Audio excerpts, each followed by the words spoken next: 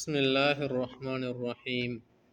منہاج المسلم درس نمبر 35 الفصل الثالث عشر 13 نمبر چپٹر میں ہیں فی آداب خصال الفطرہ، وہ آداب اور خصال عادات جو فطرت سے ہیں، سنت اور شریعت سے ہیں۔ المسلم بوصفه مسلما يتقيد بتعلیم کتاب ربه وسنت نبیہ صلی اللہ علیہ وسلم۔ مسلمان ایک مسلمان ہونے کی حیثیت سے قرآن کریم اور احادیث کی تعلیمات کا پابند ہوتا ہے۔ فعلى ضوئه ما يعيش وبحسبه ما يتكيف في جميع شؤونه، قرآن و حدیث کی روشنی میں اور اسی حساب سے تمام زندگی کے تمام اطوار میں کیا رہتا ہے، زندگی گزارتا ہے۔ وذلك لقول اللہ تبارک و تعالی، دیکھیں اعوذ باللہ من الشیطان الرجیم، وما كان لمؤمن ولا مؤمنة اذا قضى الله ورسوله امرا ان تكون لهم الخيرة من امرهم۔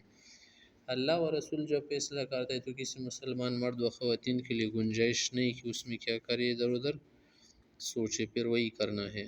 اعوذ باللہ من الشیطان الرجیم، وما آتاکم الرسول فخذوه وما نهاکم عنہ فانتہوا۔ دیکھ اللہ کی رسول جو تم کو بتائے لے کر اس کو مانو، جس سے روکی اس سے رک جاؤ۔ ولقول رسول صلی اللہ علیہ وسلم لا یؤمن احدکم حتی یکون هواه تبعا لما جئت به، کہ مسلمان اس وقت کامل بنتے جو میری لائی ہوئی شریعت کا تابع بن جائے اور تمام خواہشات وغیرہ اس کی پیرو بنا دے، پیروکار ہو جائے۔ اور اس حدیث میں من عمل عملا لیس علیہ امرنا فهو رد، جو عمل سنت سے ثابت نہ ہو قرآن سے وہ مردود ہے۔ ولہذا يلتزم المسلم بالآداب التالية في خصال الفطرة الثابتة عنه صلی اللہ علیہ وسلم في قوله۔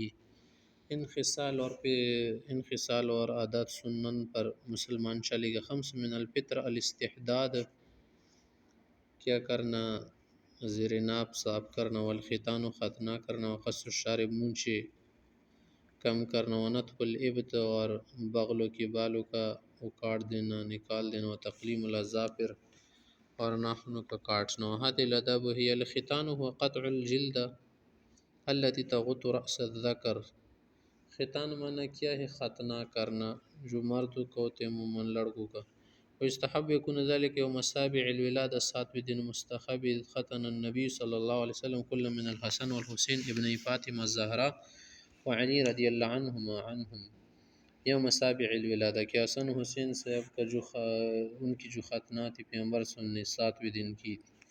ولا باس يتأخر إلى ما قبل البلوغ، لیکن کبھی کبھی قبل البلوغ تک بھی متاخر ہو سکتا ہے کہ لڑکا بالغ تو نہ ہو سکتا، پھر بھی اس میں جلدی بہتر ہے۔ اذ اختتن نبی اللہ ابراہیم علیہ السلام فی سن 80، کہ ابراہیم علیہ السلام نے 80 سال پر اس کی سنت ہوئی تھی۔ وقد روی عنہ علیہ السلام انه كان اذا اسلم على يده الرجل يقول له الق عنك شعر الكفر واختتن، کہ جب بھی اس کے ہاتھ پر کوئی مسلمان ہو جاتا تھا تو اس کو پہلے یہ نصیحت کر دیتے کہ کفر کے بال اتار دو، مانا جو بال والے سب کاٹنے پڑیں گے آپ کو ادھر ادھر کی، اور ختنہ کر لو۔ نمبر 2 جو سنت قص الشارب، مونچھوں کا کم کرنا۔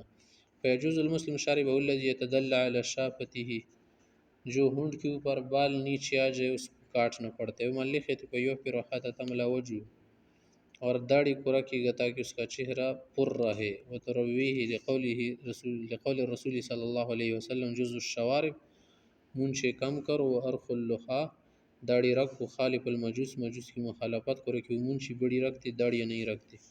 وخالف المشرکین احف الشوارب، کی مونچھے کم کرو، واعف اللحى، اور داڑھی بڑھاؤ، بمعنی وفروها وکثروها، فیحرم بهذا حلقها، تو داڑھی کا منڈانا حرام ہے۔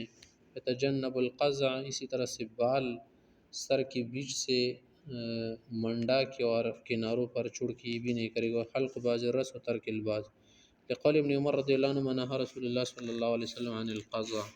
كما يتجنب صبغ اللحية بالسوداء، اس طرح سے کالے وسمے سے کالے رنگ سے داڑھی کو رنگ نہ دے۔ لقول رسول صلی اللہ علیہ وسلم لما جیء بوالد ابی بکر الصدیق یوم فتح مکہ، ابوبکر صدیق سے ایک والد جب لائے گئے فتح مکی کے دن آئے، وکان رأسه سغامة بیاضا، وکان رأسه سغامة بیاضا، اس کے بال بالکل سفید تھے۔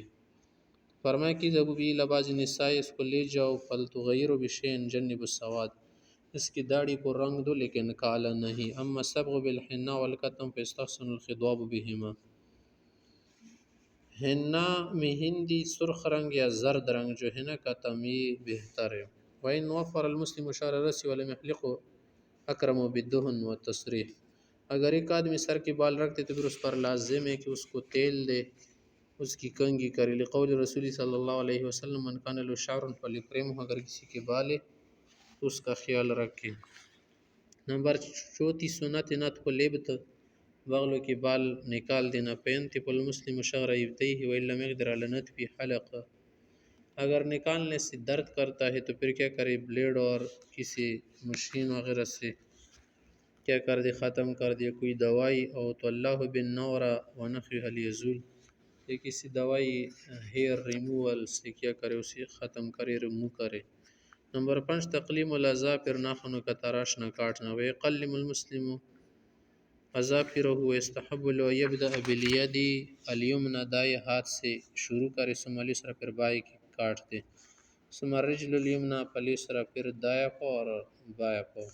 اذ کان رسول صلی اللہ علیہ وسلم یحب البدء بالیمین فی ذلک، کہ آپ علیہ السلام دائیں جانب سے شروع کرنا پسند کرتے تھے۔ یفعل المسلم کل ھذا بنیۃ الاقتداء برسول اللہ صلی اللہ علیہ وسلم متابعتہ، یہ پیغمبر صلی اللہ علیہ وسلم کی متابعت اور اقتداء کی وجہ سے مسلمان کرے گا، لیحصل له ذلک اجر متابعت الرسول صلی اللہ علیہ وسلم، تاکہ اس کو اجر ملے، والاستنان بسنت، اور سنت بھی زندہ، اذ الاعمال بالنیات ولکل امرئ ما نوی، نیت کے مطابق سب ملتا ہے۔